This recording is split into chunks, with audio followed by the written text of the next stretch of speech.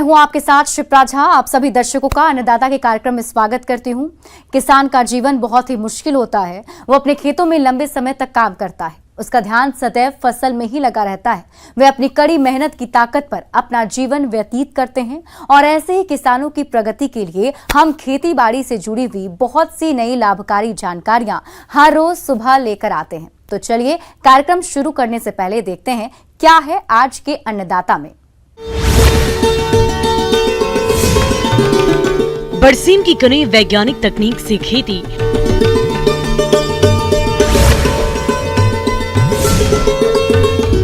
मूली की खेती करके कमाई अच्छी आए।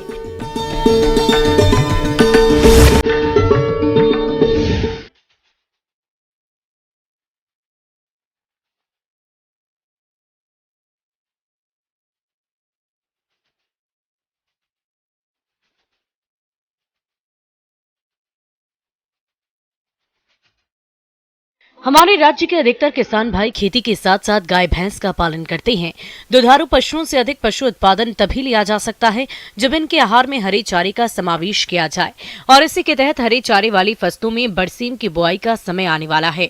तो आप इसकी उन्नत किस्मों का चयन करके बरसीम की वैज्ञानिक तकनीक से खेती कैसे करें, इस बारे में और अधिक जानकारी के लिए मिलते हैं जिला भोपाल के वरिष्ठ पशु चिकित्सक डॉक्टर SK श्रीवास्तव से।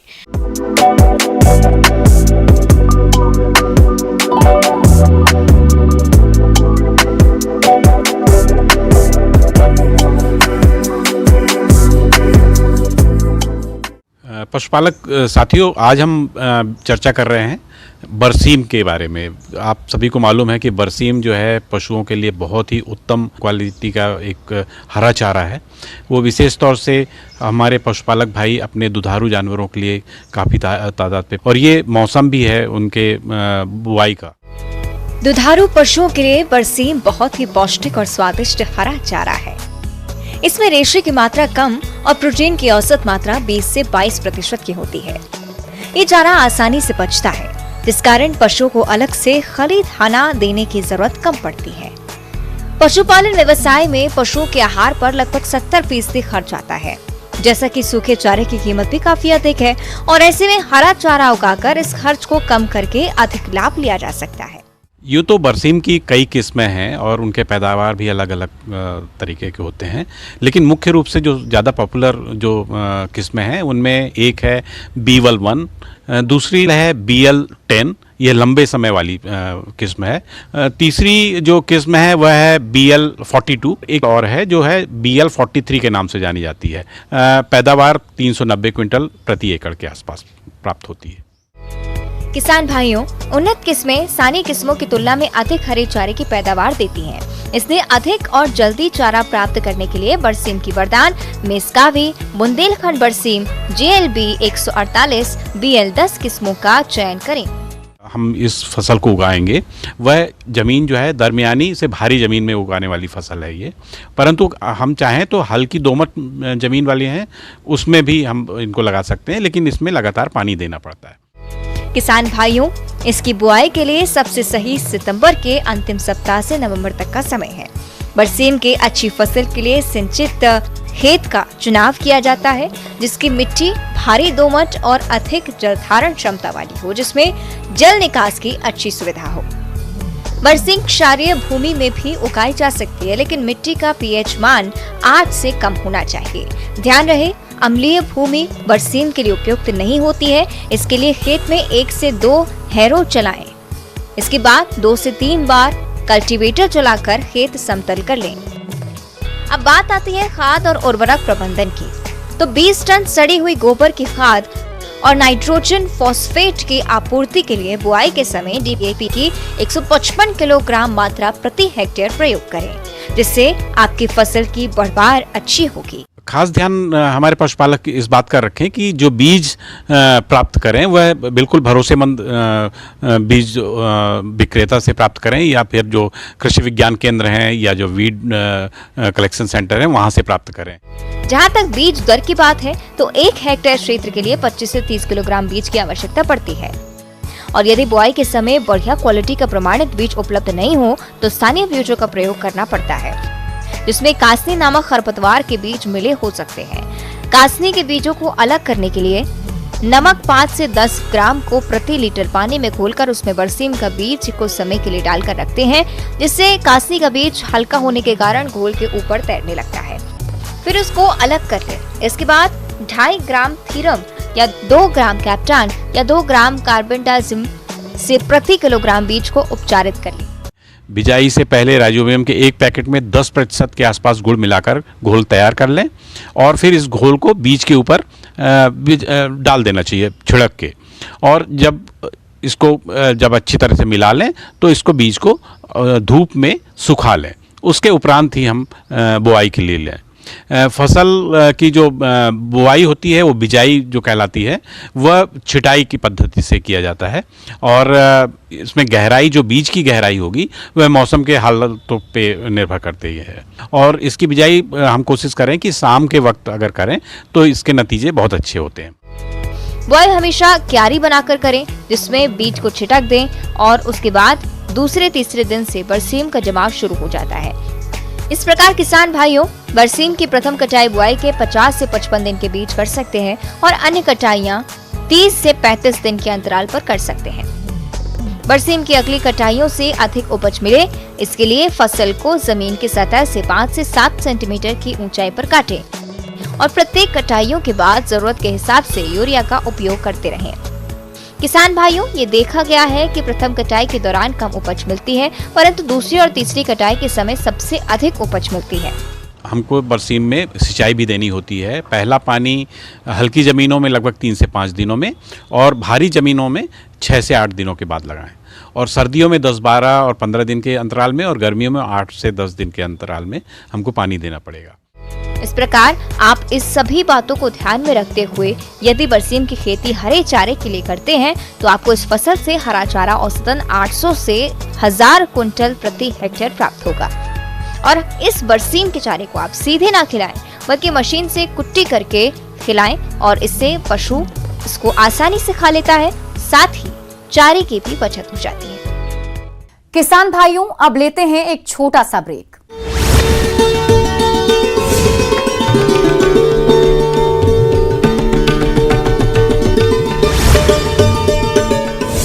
हमारे सभी प्रत्याशी योग्य। छत्तीसगढ़ कांग्रेस की फंसी हुई सीटों पर दिल्ली में फिर मंथन। बस्तर की हाई प्रोफाइल सीट जगदलपुर पर फंसा पेंच, दावेदारों ने बढ़ाई मुश्किल। बिलासपुर में चेकिंग के दौरान निजी वाहन से मिले 8 लाख रुपए, वाहन चालक नहीं दे पाया रुपयों का हिसाब। राजनांदगांव में नक्सलियों की नापाक साजिश नाकाम, जवानों ने बरामद किया टिफिन बम, अमरपुर के जंगल में किया गया था प्लांट।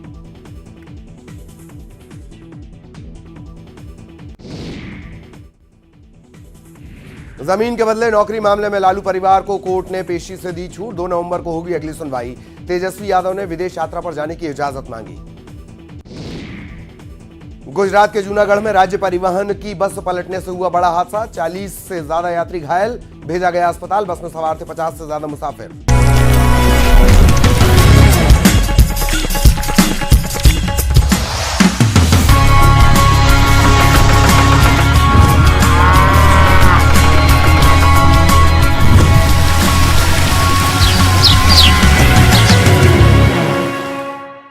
ब्रेक के बाद आप सभी दर्शकों का अन्नदाता में स्वागत है।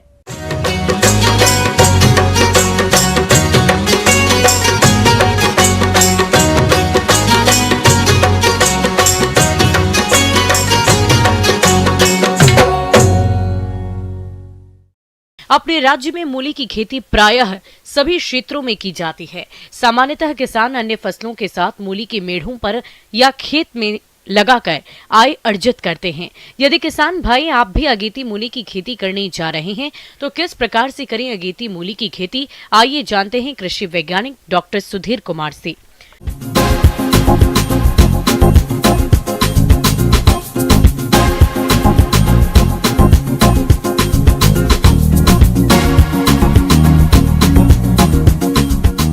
किसान भाई नमस्कार। किसान भाई अभी मूली की खेती, आप आगात में मूली की खेती करके आप अच्छी आमदनी ले सकते हैं। मूली की खेती करने के लिए किसान भाई आप भूमि का चयन कर लें। आप देखें कि जहाँ पर जल जमाव की एरिया ना हो ऊंची ज़मीन हो जिसमें जीवाश्म की मात्रा अच्छी हो, तो वैसे ज़मीन का आप चयन कर लें। भूमि का चयन और तैयारी। मूली की खेती सभी प्रकार की भूमियों में की जा सकती है, लेकिन मूली का अच्छा उत्पादन प्राप्त करने के लिए रेतीली दोमट भूमि अधिक उपयुक्त रहती है। मूली के लिए गहरी जुताई की आवश्यकता होती है, इसीलिए खेत की एक जुताई मिट्टी पलटने वाले पिलाऊ से करने के बाद 2 से 3 बार कल्टीवेटर चलाकर भूमि को समतल कर लें, जिससे फसल का उचित विकास हो सके। भूमि का चयन कर लेते हैं, उसके बाद आप प्रभेद का चयन करें। किसान भाई, आप पूसा रेशमी है, पूसा मृदुला है, अर्का निशांत है, काशी श्वेता है और काशी हंस है, जो आई बिहार की वैरायटी है। और काशी श्वेता 30 से 35 दिन की प्रभेद है और ये 450 कुंटल लगभग इसका उत्पादन क्षमता है। खाद और उर्वरकों का प्रयोग। किसान भाइयों, मूली की फसल से अधिक उत्पादन प्राप्त करने के लिए खाद और उर्वरकों का संतुलित मात्रा में प्रयोग करना जरूरी होता है। इसलिए 150 कुंटल गोबर की खाद या compost, 217 kilo urea, 313 kilo single super phosphate तथा 167 किलो म्यूरेट ऑफ पोटाश प्रति हेक्टेयर की आवश्यकता होती है। इनमें से गोबर की खाद, सिंगल सुपर फास्फेट और म्यूरेट ऑफ पोटाश की पूरी मात्रा का उपयोग खेत की तैयारी के समय पर करना चाहिए और यूरिया को 2 भागों में बांटकर पहली मात्रा का प्रयोग बुआई के 15 दिन बाद और दूसरी मात्रा का उपयोग 30 दिन की फसल अवस्था पर उपरिवेशन के रूप में करना चाहिए। बुआई से पहले मूली के बीजों को कार्बेडाजिम दवा 3 ग्राम प्रति किलोग्राम बीज की दर से बीज उपचार करें। और मूली की खेती करने के लिए किसान भाई रो से रो अगर ये 25 सेंटीमीटर का दूरी 25 से 30 सेंटीमीटर है, उसी रो पर 10 सेंटीमीटर के दूरी पर अगर बीज की बुआई कर देंगे तो आपका उत्पादन क्षमता इससे भी बढ़िया मिलेगा। पूरी उसमें सूरज की रोशनी प्रॉपर वे में मिलेगा, हवा का प्रवेश होगा और इसमें रोग व्याधि का भी प्रकोप कम होगा। दूसरी विधि है मेड़ों पर बुआई। इस विधि में क्यारियों में 30 सेंटीमीटर की दूरी पर 15 से 20 सेंटीमीटर ऊंची मेढ़े बना ली जाती हैं। इन मेढ़ों पर बीज को 4 सेंटीमीटर की गहराई पर बो दिया जाता है। बीज उग आने पर जब पौधों में 2 पत्तियां आ जाती हैं, तब पौधों को 8 से 10 सेंटीमीटर की दूरी छोड़कर बाकी पौधों को निकाल दिया जाता है। बुआई की ये विधि अच्छी रहती है क्योंकि इस विधि से बोने पर मूली की जड़ की बढ़वार अच्छी होती है और मूली मुलायम भी रहती है।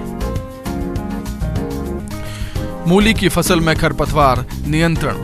मूली की फसल को खरपतवारों से मुक्त रखने के लिए रासायनिक खरपतवार नाशक दवा पेंडिमीथेलिन घोलकर प्रति हेक्टेयर की दर से बुआई के 48 घंटे के अंदर प्रयोग करने पर शुरुआत के 30 से 40 दिनों तक खरपतवार नहीं उगते। इसके अलावा आप बुआई के 15 से 20 दिन बाद निराई गुड़ाई कर फसल को खरपतवारों से मुक्त रखें और मूली की फसल में मिट्टी चढ़ाने का कार्य भी करना चाहिए।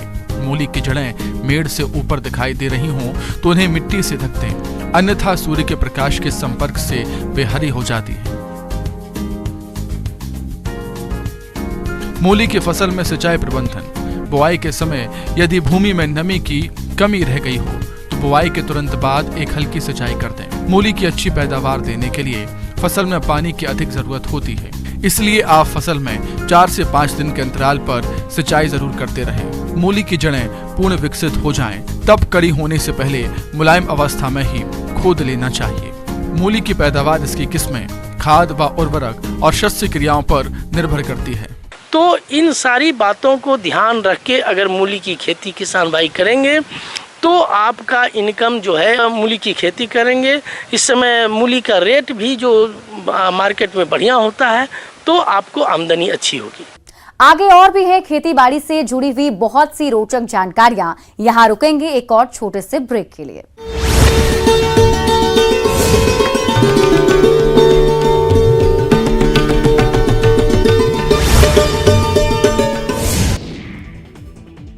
जम्मू कश्मीर के बांदीपोरा में हुई भारी बर्फबारी, घाटी के रास्तों को बर्फ की चादर ने ढका।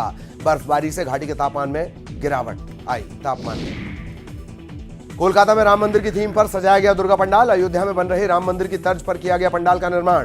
भक्तों में बना आकर्षण का केंद्र। सूरत के नवरात्र उत्सव में हुआ अनोखा गरबा कार्यक्रम। शहर में साइकिल गरबा का किया गया आयोजन। हजारों की संख्या में लोगों ने किया साइकिल गरबा। महाराष्ट्र के अहमदनगर में ट्रेन के 5 कोच में लगी आग। आनन फानन में उतारे गए सभी यात्री, कोई जनहानि नहीं। निठारी कांड में सुरेंद्र कोहली और मनिंदर पंढेर को बड़ी राहत। इलाहाबाद हाईकोर्ट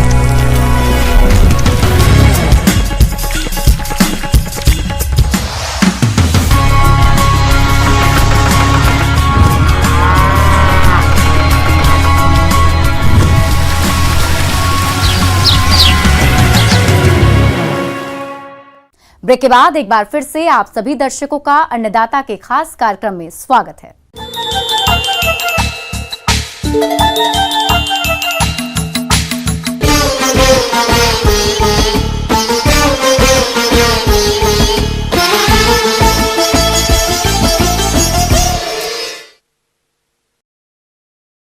प्रदेश के जन किसान भाइयों ने खरीफ मक्का की खेती की है। उनकी फसल इस समय बढ़वार की अवस्थाओं पर है, लेकिन इस फसल से अधिक पैदावार लेने के लिए कुछ कार्यों को करना जरूरी होता है। तो आप मक्के की फसल में इस समय कौन कौन से जरूरी कार्यों को और किस तरह से करें, इसकी समस्त जानकारी के लिए मिलते हैं वरिष्ठ वैज्ञानिक डॉक्टर ब्रजराज सिंह कंसाना से।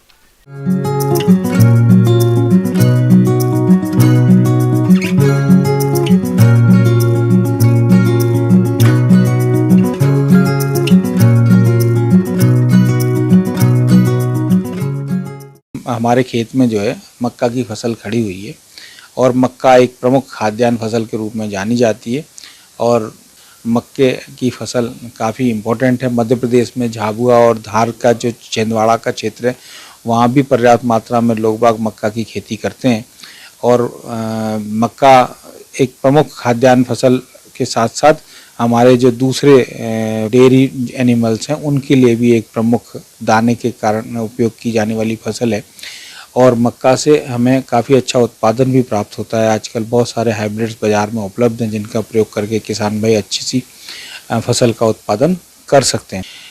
इसके अतिरिक्त जल प्रबंधन के लिए भी हमें ध्यान देने की आवश्यकता है और जिन क्षेत्रों में भी पानी की समस्या है या मतलब बरसात न होने के कारण से लंबा गैप है तो हमें जीवन रक्षक सिंचाई के रूप में अपने खेत में पानी की व्यवस्था करने की आवश्यकता है और अपनी फसल को नमी की कमी से बचाना आवश्यक है।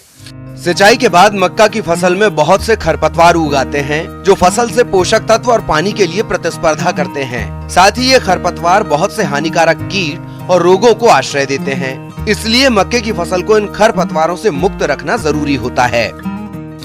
मक्का की फसल में हमें इस वक्त सबसे पहले खरपतवार नियंत्रण के बारे में चर्चा करनी चाहिए और खरपतवार नियंत्रण के लिए यांत्रिक विधियों का प्रयोग करना सबसे ज़्यादा लाभदायक है। अगर हम अपनी 2 लाइन के बीच में व्हील हो या हल के माध्यम से या खुरपा चला के अपन खेत खरपतवारों का नियंत्रण करते हैं तो इससे काफ़ी अच्छा फ़ायदा हमें देखने को मिलता है क्योंकि ज़मीन भी भुरभुरी हो जाती है और उससे हमें दूसरा फ़ायदा ये भी है कि जब हम बरसात के मौसम में देखते हैं तो पानी की कमी के कारण भी हमारी फसल पर विपरीत प्रभाव पड़ता है। तो अगर जिन क्षेत्रों में भी अभी पानी काफ़ी टाइम से नहीं गिरा है और पानी की कमी देखने को मिल रही है, अगर वो उसमें निदाई का कार्य करेंगे तो जो पानी की कमी से होने वाला प्रभाव है वो भी कम होगा और हमारे खरपतवार जो हैं वो भी नष्ट हो जाएंगी। आप लोगों ने बुआई के समय नाइट्रोजन, फास्फोरस और पोटास की जो रिकमेंडेड मात्रा है वो आधार खाद के रूप में आपके खेत में दी होगी। जो नाइट्रोजन की आधी मात्रा हमने बुआई के समय दी, शेष आधी मात्रा अभी या उसको 2 भागों में, एक अभी और एक 15 दिन बाद, तो लगभग 100 से 150 किलोग्राम प्रति हेक्टेयर की दर से यूरिया का प्रयोग अगर अपन अभी करते हैं तो उससे हमारी फसल में अच्छी बढ़वार देखने को मिलती है और इतनी मात्रा में यूरिया लगभग हम 15 दिन बाद जब भुट्टा फूल आना मंजरी आना चालू होगी उस वक़्त अगर अपन प्रयोग करते हैं तो उससे हमें जो दाना है वो अच्छी क्वालिटी का मिलेगा और चमकदार मिलेगा। साथ ही साथ भुट्टों की संख्या भी हमें ज़्यादा देखने को मिलेगी जिससे हमारे उत्पादन में वृद्धि होगी और हमें काफ़ी फायदा होगा। तना छेदक कीट की पहचान। इस कीट के लार्वा भूरे सफेद रंग के होते हैं, सर काले रंग का और पीठ पर 4 लंबी भूरी धारियां होती हैं। ये कीट पौधों के तने में प्रवेश कर हानि पहुंचाते हैं, जिससे पौधे के बीच का भाग मुरझाकर सूखने लगता है। इस कीट की रोकथाम के लिए कार्बोफ्यूरान 3G दानेदार दवा को पौधों की पोंगलियों में डालें। साथ ही क्यूनाल्फास 25% EC 1.50 लीटर दवा प्रति हेक्टेयर की दर से छिड़काव करें। किसान भाइयों, मक्के की फसल में माहू कीट का प्रकोप भी होता है। ये कीट पौधों के कोमल भागों का रस चूसकर हानि पहुंचाते हैं और इनका प्रकोप झुंडों में होता है। कीट प्रकोप की उग्रता में पौधे की ऊपरी पत्तियां पीली पड़ने लगती हैं। साथ ही ये कीट मधु स्रावित करते हैं, जिसके कारण पौधे अपने भोजन का निर्माण नहीं कर पाते और कमजोर होकर सूखने लगते हैं। इस कीट की रोकथाम के लिए नीम तेल 5 मिलीलीटर प्रति लीटर पानी में घोलकर छिड़काव करना चाहिए। यदि इससे भी कीट का प्रकोप कम न हो, तब रासायनिक दवा जैसे इमिडाक्लोप्रिड 1 मिलीलीटर प्रति 3 लीटर पानी में घोलकर छिड़काव करना चाहिए। किसान बंधु, पत्तियों के झुलसा रोग से मक्के की फसल को भारी नुकसान होता है। इस रोग का प्रकोप फसल में होने पर पौधे की पत्तियों पर बड़े लंबे अथवा कुछ अंडाकार भूरे रंग के धब्बे पड़ जाते हैं। रोग के उग्र होने पर पत्तियां झुलसकर सूख जाती हैं। इसकी रोकथाम के लिए जिनेब 80% 2 लीटर प्रति हेक्टेयर की दर से छिड़काव करना चाहिए।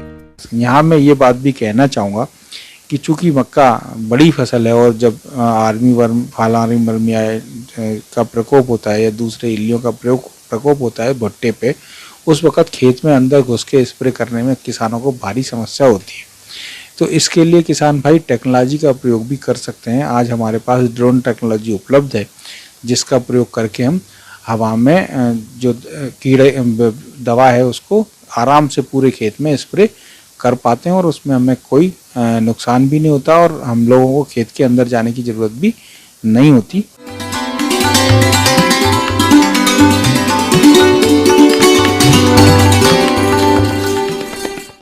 और आइए अब जानते हैं अन्नदाता निःशुल्क फोन के माध्यम से पूछे गए समस्याओं का समाधान। आज के अन्नदाता हेल्पलाइन में जिस प्रश्न को कार्यक्रम में शामिल किया गया है, उसे पूछा है ग्राम खरीका, जिला ग्वालियर के किसान प्रमोद कुमार ने। आप सहजन की खेती के बारे में जानकारी चाहते हैं, तो प्रमोद कुमार जी आपकी जानकारी के लिए प्रस्तुत है कार्यक्रम का यह अंश।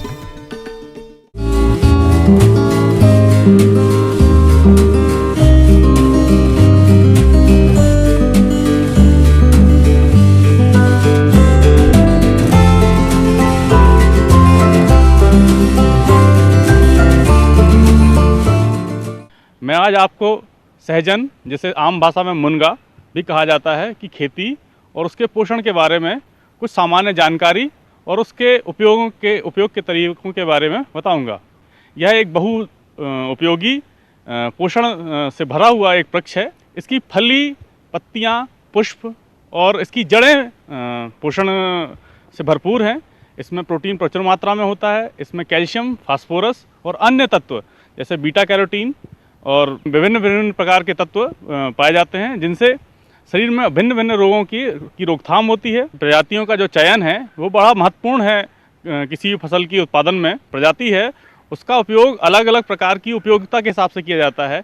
कि जैसे अगर हमें हाई डेंसिटी, मतलब जिसको कहते हैं सघन उत्पादन लेना है, तो PKM1 एक बहुत अच्छी प्रजाति है। दूरी के लिए लेने के लिए PKM2 और PKM3 बहुत उम्दा प्रजाति हैं। इसके अलावा ज्योति 1, ज्योति 2 नाम की 2 वैरायटियां हैं, जिनका उपयोग बहुत अच्छे से किया जा सकता है।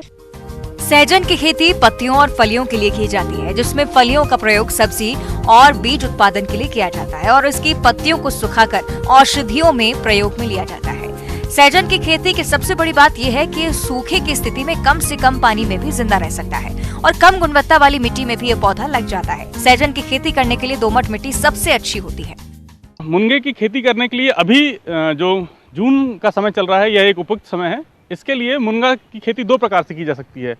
एक, खेत पर सीधे रोपाई करके, या फिर मुनगे के बीजों को छांव में छोटी छोटी पन्नियों में बीजों 1-1, 2-2 बीज एक पॉलीथिन में, छोटी छोटी पॉलीथिन में रोप कर आप उसको छांव में विकसित कर सकते हैं। सहजन की खेती में अगर आप नर्सरी में उगाए पौधे का इस्तेमाल करना चाहते हैं तो 18 सेंटीमीटर की ऊंचाई और 12 सेंटीमीटर की चौड़ाई वाले पॉली बैग का इस्तेमाल करें। बैग के लिए मिट्टी का मिश्रण हल्का होना चाहिए। उदाहरण के तौर पर 3 भाग मिट्टी और 1 भाग बालू। प्रत्येक बैग में 1 से 2 सेंटीमीटर गहराई में 2 या 3 बीज को लगाएं। और फिर बरसात आने पर आप उनको गड्ढों गड्ढों के द्वारा खेत में रोप सकते हैं या मेड़ पे रोप सकते हैं, या जहां आपके पास ज़मीन हो आप कम पौधे रोप सकते हैं, घर के उपयोग के हिसाब से रोप सकते हैं। 50 सेंटीमीटर गहरा और चौड़ा गड्ढा खोद लें और उस गड्ढे से मिट्टी को ढीले होने और जड़ को नमी ग्रहण करने में मदद मिलती है।